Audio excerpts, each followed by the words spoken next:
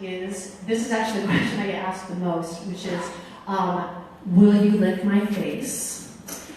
True story. And so the last few times I've licked people's faces, it's been for charity, and I've earned about $5,000 a lick. So yeah, that's a lot of charity money. Gross. So if you want to help me pay my mortgage for a couple months, sure, I'll lick your face. The other thing, a question that people sometimes have is they think, wow, she's an awesome weirdo. Would she come to my institution and work with my colleagues or my students? And the answer is yes. And you can find me after this workshop, or you can email me at, get ready for it, susan@susanblackwell.com. Right? Super easy. So write to me, stalk me, I will stalk you back. Okay. Something that I've said before and I'm going to say again is this. I teach a lot, I work with a lot of different groups, and I've got to tell you, the reason why I got like the chilly willies when I came out here is not because of the temperature of the room.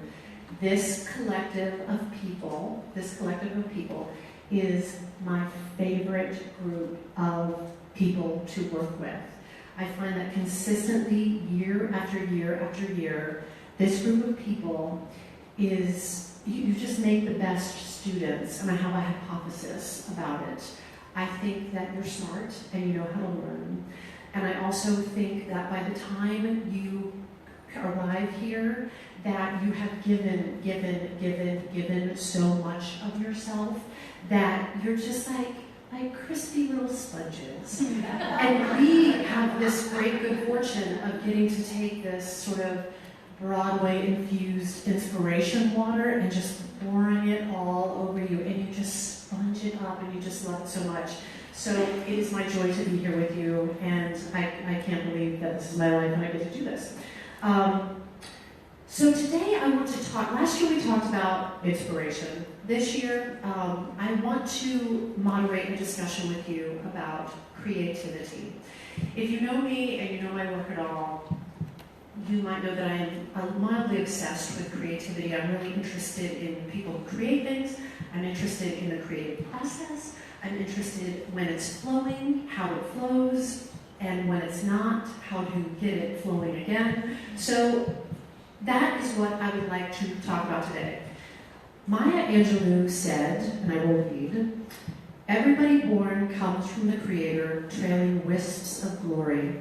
We come from the Creator with creativity."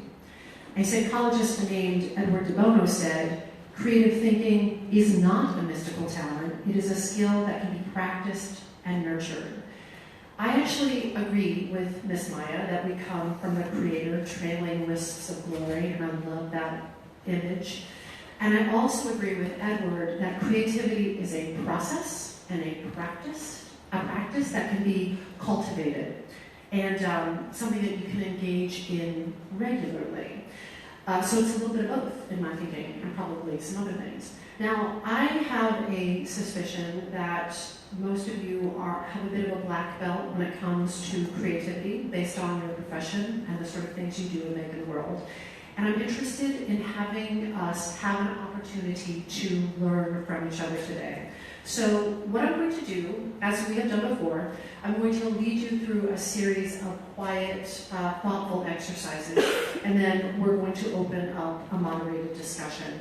You all have notebooks, you all have paper, something to write with. Is there anybody that doesn't? Is there anybody that needs school supplies? Anybody? There's a tiny hand. Do you need school supplies, sir? Can we get some tiny school supplies? That tiny hand? Great. Before we start, I want to lay down some ground rules. Here are my ground rules. Rule number 1, get it all down. Get it all down. So as we're working today, things may bubble up or trickle down, and you may think, oh no, that's too big, or oh no, that's too small and inconsequential, or that's too weird, or that's too scandalous, or I don't even understand what that means. I would like to encourage you to get it all down. Just let your pen go where your pen wants to go and get it all down, okay? If anything comes up that's too risque, we can always burn the list later. Number 2, risk, as in lean into the risk. You may have an experience while we are working today where you experience a visceral physical response in your body.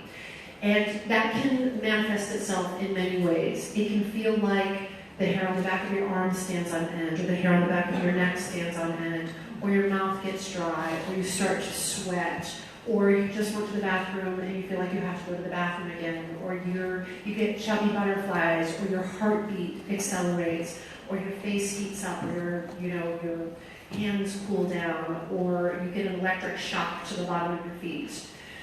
That is a visceral physical response, and if you're in good health, it can sometimes be an indicator that you're nearing some sort of a potential creative risk. When things come up like that, sometimes it can feel like it will make water pour out of your eyeballs down your face. Sometimes it will make you laugh spontaneously. It can show up in so many different ways, but be sure to write those things down, right? So number 1, get it all down. 2, risk. 3, open.